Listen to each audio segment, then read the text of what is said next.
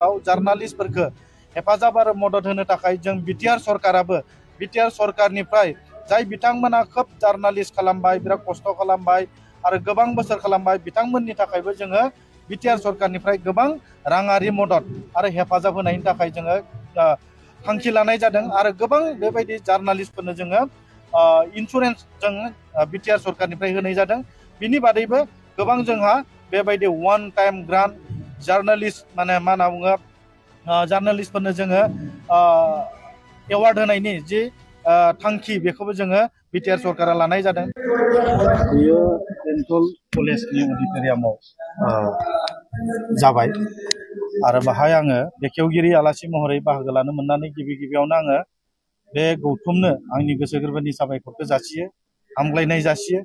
थारैनो बियो मोनसे गोदान जोलैनि थाखाय सोलोंनांगौनि बिराद प्रयोजन दङ आरो बेबायदि गौथुम खालामनानै बेबायदि जार्नालिस्टफोरनि जि रोंनाय जार्नालिस्टफोरनि जि रुल्स एन्ड रेगुलेसन आरो जार्नालिस्टनि मावनो गोनां हाबाफोर बेखौ दिनैनि बे डेलिगेट आरो अपेन सेसनाव जोंनि जार्नालिस्ट लोगो बिथांमोना खोनासंनो मोनदों आरो बिनिफ्राय सोलोंनो मोनदों। थारैनो जोङो दिनैनि नैबे हाबाफारिनि गेजेरजों आसा खालामनो हायो जोंनि बर'फोरनि गेजेरावबो गोबां बेबायदि मेडिया पार्सन गोबां बेबायदि जार्नालिस्ट खालामनो लुबैनाय सेंग्राफोर जोङो मोननो हागोन। इयुनाव जोंनि नैबे बिटिआर ओनसोलाव जार्नालिस्टफोरखौ हेफाजाब आरो मदद होनो थाखाय जों बिटिआर सरकाराबो बिटिआर सरकारनिफ्राय जाय बिथांमोना खोब जार्नालिस्ट खालामबाय बिराद खस्थ' खालामबाय आरो गोबां बोसोर खालामबाय बिथांमोननि थाखायबो जोङो बिटिआर सरकारनिफ्राय गोबां राङारि मदद आरो हेफाजाब होनायनि थाखाय जोङो थांखि लानाय जादों आरो गोबां बेबायदि जार्नालिस्टफोरनो जोङो इन्सुरेन्स जों बिटिआर सरकारनिफ्राय होनाय जादों। बिनि बादैबो गोबां जोंहा बेबायदि वान टाइम ग्रान्ट जार्नालिस्ट माने मा होनना बुङो जार्नालिस्टफोरनो जोङो एवार्ड होनायनि जि थांखि बेखौबो जोङो बिटिआर सरकारा लानाय जादों। बेखायनो आं आसा खालामो जोंनि बिटिआर ओनसोलाव गोबां बेबायदि जार्नालिस्ट खालामनो गोसो जानाय सेंग्रा सिख्लाफोर नुजाबोदों आरो ओंखारबोदों। आं आसा खालामो आरो बिथांमोनखौ जोङो आङो हामग्लायनाय जासिदों फैबाय थानाय समाव जोंनि बिटिआर ओनसोलाव गोबां बेबायदि मोजां मोजां जार्नालिस्ट खौरां बुथुमगिरि बेबायदि सेंग्रा सिख्ला ओंखारबोगोन आंहा मिजिं दङ।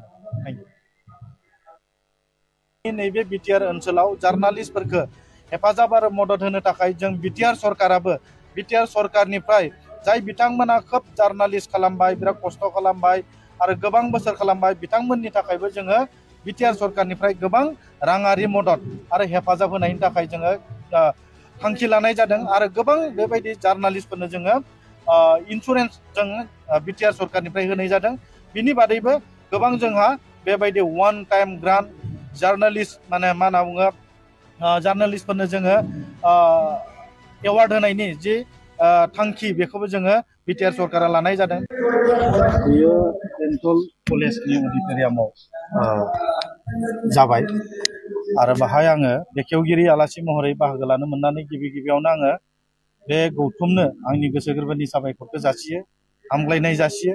थारैनो बियो मोनसे गोदान जोलैनि थाखाय सोलोंनांगौनि बिराद प्रयोजन दङ आरो बेबायदि गौथुम खालामनानै बेबायदि जार्नालिस्टफोरनि जि रोंनाय जार्नालिस्टफोरनि जि रुल्स एन्ड रेगुलेसन आरो जार्नालिस्टनि मावनो गोनां हाबाफोर बेखौ दिनैनि बे डेलिगेट आरो अपेन सेसनाव जोंनि जार्नालिस्ट लोगो बिथांमोना खोनासंनो मोनदों आरो बिनिफ्राय सोलोंनो मोनदों। थारैनो जोङो दिनैनि नैबे हाबाफारिनि गेजेरजों आसा खालामनो हायो जोंनि बर'फोरनि गेजेरावबो गोबां बेबायदि मेडिया पार्सन गोबां बेबायदि जार्नालिस्ट खालामनो लुबैनाय सेंग्राफोर जोङो मोननो हागोन। इयुनाव जोंनि नैबे बिटिआर ओनसोलाव जार्नालिस्टफोरखौ हेफाजाब आरो मदद होनो थाखाय जों बिटिआर सरकाराबो बिटिआर सरकारनिफ्राय जाय बिथांमोना खोब जार्नालिस्ट खालामबाय बिराद खस्थ' खालामबाय आरो गोबां बोसोर खालामबाय बिथांमोननि थाखायबो जोङो बिटिआर सरकारनिफ्राय गोबां राङारि मदद आरो हेफाजाब होनायनि थाखाय जोङो थांखि लानाय जादों आरो गोबां बेबायदि जार्नालिस्टफोरनो जोङो इन्सुरेन्स जों बिटिआर सरकारनिफ्राय होनाय जादों। बिनि बादैबो गोबां जोंहा बेबायदि वान टाइम ग्रान्ट जार्नालिस्ट माने मा होनना बुङो जार्नालिस्टफोरनो जोङो एवार्ड होनायनि जि थांखि बेखौबो जोङो बिटिआर सरकारा लानाय जादों। बेखायनो आं आसा खालामो जोंनि बिटिआर ओनसोलाव गोबां बेबायदि जार्नालिस्ट खालामनो गोसो जानाय सेंग्रा सिख्लाफोर नुजाबोदों आरो ओंखारबोदों। आं आसा खालामो आरो बिथांमोनखौ आङो हामग्लायनाय जासिदों। फैबाय थानाय समाव जोंनि बिटिआर ओनसोलाव गोबां बेबायदि मोजां मोजां जार्नालिस्ट खौरां बुथुमगिरि बेबायदि सेंग्रा सिख्ला ओंखारबोगोन आंहा मिजिं दङ। इयुनाव जोंनि नैबे बिटिआर ओनसोलाव जार्नालिस्टफोरखौ हेफाजाब आरो मदद होनो थाखाय जों बिटिआर सरकाराबो बिटिआर सरकारनिफ्राय जाय बिथांमोना खोब जार्नालिस्ट खालामबाय, बिराद खस्थ' खालामबाय आरो गोबां बोसोर खालामबाय, बिथांमोननि थाखायबो जोङो बिटिआर सरकारनिफ्राय गोबां राङारि मदद आरो हेफाजाब होनायनि थाखाय जोङो थांखि लानाय जादों आरो गोबां बेबायदि जार्नालिस्टफोरनो जोङो इन्सुरेन्स जों बिटिआर सरकारनिफ्राय होनाय जादों। बिनि बादैबो गोबां जोंहा बेबायदि वान टाइम ग्रान्ट जार्नालिस्ट माने मा होनना बुङो जार्नालिस्टफोरनो जोङो एवार्ड होनायनि जि थांखि बेखौबो जोङो बिटिआर सरकारा लानाय जादों। बेयो बेंटल कलेजनि अडिट'रियामाव जाबाय आरो बाहाय आङो बेखेवगिरि आलासि महरै बाहागो लानो मोननानै गिबियावनो आङो बे गौथुमनो आंनि गोसो गोरबोनि साबायखरखौ जासियो, हामग्लायनाय जासियो। थारैनो बियो मोनसे गोदान जोलैनि थाखाय सोलोंनांगौनि बिराद प्रयजन दङ आरो बेबायदि गौथुम खालामनानै बेबायदि जार्नालिस्टफोरनि जि रोंनाय, जार्नालिस्टफोरनि जि रुल्स एन्ड रेगुलेसन आरो जार्नालिस्टनि मावनो गोनां हाबाफोर बेखौ दिनैनि बे डेलिगेट आरो अपेन सेसनाव जोंनि जार्नालिस्ट लोगो बिथांमोना खोनासंनो मोनदों आरो बिनिफ्राय सोलोंनो मोनदों। थारैनो जोङो दिनैनि नैबे हाबाफारिनि गेजेरजों आसा खालामनो हायो जोंनि बर'फोरनि गेजेरावबो गोबां बेबायदि मेडिया पार्सन, गोबां बेबायदि जार्नालिस्ट खालामनो लुबैनाय सेंग्राफोर जोङो मोननो हागोन। इयुनाव जोंनि नैबे बिटिआर ओनसोलाव जार्नालिस्टफोरखौ हेफाजाब आरो मदद होनो थाखाय जों बिटिआर सरकाराबो बिटिआर सरकारनिफ्राय जाय बिथांमोना खोब जार्नालिस्ट खालामबाय, बिराद खस्थ' खालामबाय आरो गोबां बोसोर खालामबाय, बिथांमोननि थाखायबो जोङो बिटिआर सरकारनिफ्राय गोबां राङारि मदद आरो हेफाजाब होनायनि थाखाय जोङो थांखि लानाय जादों आरो गोबां बेबायदि जार्नालिस्टफोरनो जोङो इन्सुरेन्स जों बिटिआर सरकारनिफ्राय होनाय जादों। बिनि बादैबो गोबां जोंहा बेबायदि वान टाइम ग्रान्ट जार्नालिस्ट माने मा होनना बुङो जार्नालिस्टफोरनो जोङो एवार्ड होनायनि जि थांखि बेखौबो जोङो बिटिआर सरकारा लानाय जादों। बेखायनो आं आसा खालामो जोंनि बिटिआर ओनसोलाव गोबां बेबायदि जार्नालिस्ट खालामनो गोसो जानाय सेंग्रा सिख्लाफोर नुजाबोदों आरो ओंखारबोदों। आं आसा खालामो आरो बिथांमोनखौ आङो हामग्लायनाय जासिदों। फैबाय थानाय समाव जोंनि बिटिआर ओनसोलाव गोबां बेबायदि मोजां मोजां जार्नालिस्ट खौरां बुथुमगिरि बेबायदि सेंग्रा सिख्ला ओंखारबोगोन आंहा मिजिं दङ। इयुनाव जोंनि नैबे बिटिआर ओनसोलाव जार्नालिस्टफोरखौ हेफाजाब आरो मदद होनो थाखाय जों बिटिआर सरकाराबो बिटिआर सरकारनिफ्राय जाय बिथांमोना खोब जार्नालिस्ट खालामबाय, बिराद खस्थ' खालामबाय आरो गोबां बोसोर खालामबाय, बिथांमोननि थाखायबो जोङो बिटिआर सरकारनिफ्राय गोबां राङारि मदद आरो हेफाजाब होनायनि थाखाय जोङो थांखि लानाय जादों आरो गोबां बेबायदि जार्नालिस्टफोरनो जोङो इन्सुरेन्स जों बिटिआर सरकारनिफ्राय होनाय जादों।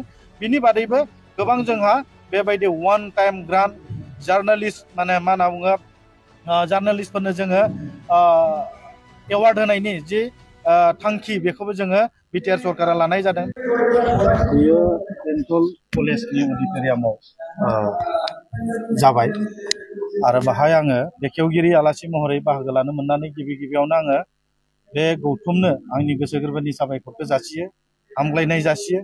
थारैनो बियो मोनसे गोदान जोलैनि थाखाय सोलोंनांगौनि बिराद प्रयजन दङ आरो बेबायदि गौथुम खालामनानै बेबायदि जार्नालिस्टफोरनि जि रोंनाय, जार्नालिस्टफोरनि जि रुल्स एन्ड रेगुलेसन आरो जार्नालिस्टनि मावनो गोनां हाबाफोर बेखौ दिनैनि बे डेलिगेट आरो अपेन सेसनाव जोंनि जार्नालिस्ट लोगो बिथांमोना खोनासंनो मोनदों आरो बिनिफ्राय सोलोंनो मोनदों। थारैनो जोङो दिनैनि नैबे हाबाफारिनि गेजेरजों आसा खालामनो हायो जोंनि बर'फोरनि गेजेरावबो गोबां बेबायदि मेडिया पार्सन, गोबां बेबायदि जार्नालिस्ट खालामनो लुबैनाय सेंग्राफोर जोङो मोननो हागोन। इयुनाव जोंनि नैबे बिटिआर ओनसोलाव जार्नालिस्टफोरखौ हेफाजाब आरो मदद होनो थाखाय जों बिटिआर सरकाराबो बिटिआर सरकारनिफ्राय जाय बिथांमोना खोब जार्नालिस्ट खालामबाय, बिराद खस्थ' खालामबाय आरो गोबां बोसोर खालामबाय, बिथांमोननि थाखायबो जोङो बिटिआर सरकारनिफ्राय गोबां राङारि मदद आरो हेफाजाब होनायनि थाखाय जोङो थांखि लानाय जादों आरो गोबां बेबायदि जार्नालिस्टफोरनो जोङो इन्सुरेन्स जों बिटिआर सरकारनिफ्राय होनाय जादों। बिनि बादैबो गोबां जोंहा बेबायदि वान टाइम ग्रान्ट जार्नालिस्ट माने मा होनना बुङो जार्नालिस्टफोरनो जोङो एवार्ड होनायनि जि थांखि बेखौबो जोङो बिटिआर सरकारा लानाय जादों। बेखायनो आं आसा खालामो जोंनि बिटिआर ओनसोलाव गोबां बेबायदि जार्नालिस्ट खालामनो गोसो जानाय सेंग्रा सिख्लाफोर नुजाबोदों आरो ओंखारबोदों। आं आसा खालामो आरो बिथांमोनखौ आङो हामग्लायनाय जासिदों। फैबाय थानाय समाव जोंनि बिटिआर ओनसोलाव गोबां बेबायदि मोजां मोजां जार्नालिस्ट खौरां बुथुमगिरि बेबायदि सेंग्रा सिख्ला ओंखारबोगोन आंहा मिजिं दङ।